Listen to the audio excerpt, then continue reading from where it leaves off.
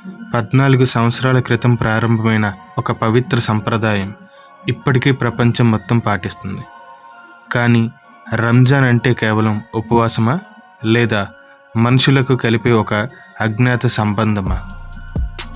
ఈరోజు రంజాన్ వెనుకున్న అసలు కథ మీకు చెప్తాను. రంజాన్ ప్రారంభమైంది ప్రవక్త ముహమ్మద్ కాలంలో, సౌదీ అరేబియాలోని మక్కా నగరంలో. అప్పుడు ఆయనకు ఒక దైవ సందేశం లభించింది. ఆ సందేశమే తర్వాత ఖురాన్గా రూపుదిద్దుకుంది. ఆ మొదటి ప్రకటన జరిగిన నెలనే రంజాన్గా గుర్తించి ప్రపంచమంతా పాటించడం ప్రారంభమైంది. ఆ రోజు నుంచి సూర్యోదయం నుంచి సూర్యాస్తమయం వరకు ఉపవాసం చేస్తూ మనిషి తన కోరికలు, కోపం, అహంకారం అన్నిటినీ నియంత్రించుకోవడం నేర్చుకుంటాడు. ఇస్లాం భారతదేశానికి దాదాపు 12 సంవత్సరాల క్రితం వచ్చింది.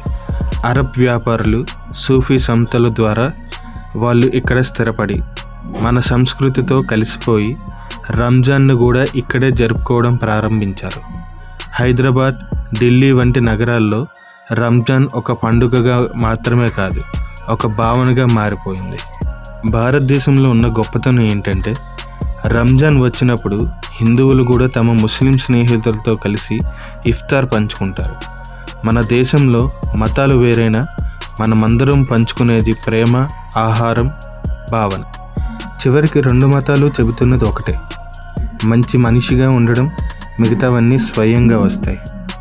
రంజాన్ అంటే కేవలం ఉపవాసం కాదు, అది ఒక గుర్తు.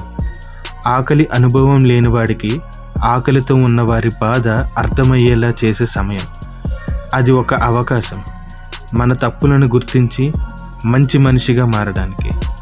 ఇఫ్తార్ సమయంలో ఒక ప్లేట్ ఆహారం పంచుకున్న ఆనందం, ఒక ఆలింగనం ఇచ్చే ఆత్మీయత, అవి మతానికి సంబంధించినవి కావు, అవి మనుష్యత్వానికి సంబంధించినవి.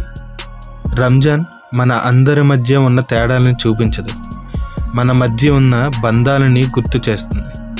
మీరు హిందువైనా, ముస్లిమైనా, మనమందరం ఒక్కటే, భారతీయులం, ముఖ్యంగా మనుషులం. ఈ వీడియో నచ్చితే షేర్ చేయండి. మన ఐక్యతను అందరికీ చేరవేద్దాం.